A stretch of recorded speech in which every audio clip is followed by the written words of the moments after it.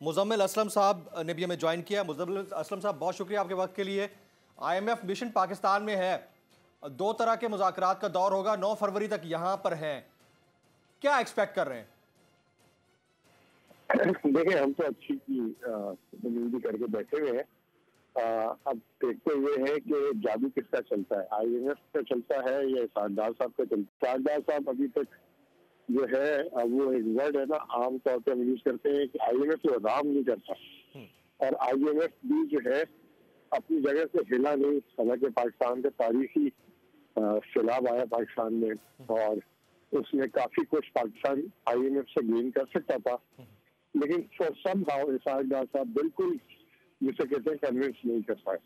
और फिर अब ऐसे लग रहा है पिछले 2-3 दिनों से कि उन्होंने सरेंडर भी एकदम ही, जितना वो रिजिस्ट कर रहे थे उतनी तेजी से उन्होंने सरेंडर भी कर दिया।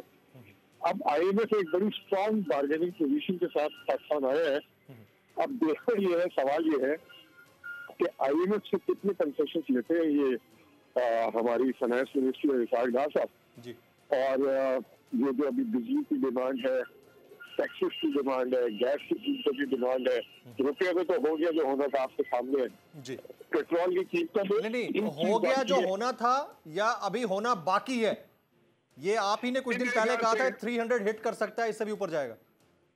नहीं, मेरी आज भी व्लॉग थी कि इसको एक्सचेंज अगर नहीं मार्केट बेस किया तो फिर कुछ भी रेट हो सकता है, और अगर मार्केट बेस कर देंगे तो फिर पाकिस्तान में फ्लोज आना शुरू हो जाएंगे।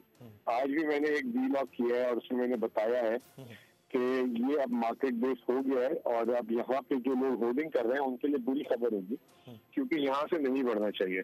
अब बात ये कि अगले स्टेप्स क्या हैं वो बहुत इंपॉर्टेंट है। पाकिस्तान में कितने जल्दी फ्लोज आएंगे, पाकिस्तान में जो है IMF किस तरह की रिपोर्ट कार्ड देता है, और जो है अब इसाकदार साहब कितने कंसेशन ले पाते हैं। जैसे पेट्रोल की कीमत की मिसाल देता हूँ आपको कि पेट्रोल में जो है मार्केट बेस तो कर ना, अब कहीं ये ना हो कि सेल्स टैक्स भी लगाना पड़ जाए। अगर वो लगता है तो उससे फिर पेट्रोल की कीमत और ज्यादा बढ़ जाएगी। तो यहाँ पे एक इम्तिहान है, और एज अ पाकिस्तानी हमें उन्हें गुड लक विश करनी चाहिए, और जो नुकसान है उस पर तो बाद में बात होती रहेगी। अभी फिलहाल सबका फोकस होना चाहिए कि ये आप IMF के अलावा अभी फिलहाल कोई ऑप्शन नहीं, क्योंकि फ्रेंडली कंट्रीज ने भी मना कर दिया पैसे। और ये जो सैलाब जब्दान के लिए जिनेवा में कॉन्फ्रेंस हुई थी, वो नेम प्लेट पैसे थे, वो जो है उन पैसों का भी कोई फौरी आमद की कोई चांसेस नहीं है। तो अभी तो फोकस सिर्फ इस पे करना चाहिए, और लेट्स होप कि they fetch the better deal. Right, तो अब अगर IMF प्रोग्राम में इंशाल्लाह हम जाएंगे, जाहिर है पाकिस्तान को डिफॉल्ट होने से बचाना है, चले जाते हैं तो उसका इम्पैक्ट महंगाई की सूरत में आम आदमी पर क्या होगा? मैं डॉक्टर फरोख सलीम साहब से भी पूछूंगा, लेकिन पहले आप काइंडली इसके ऊपर कमेंट कीजिए।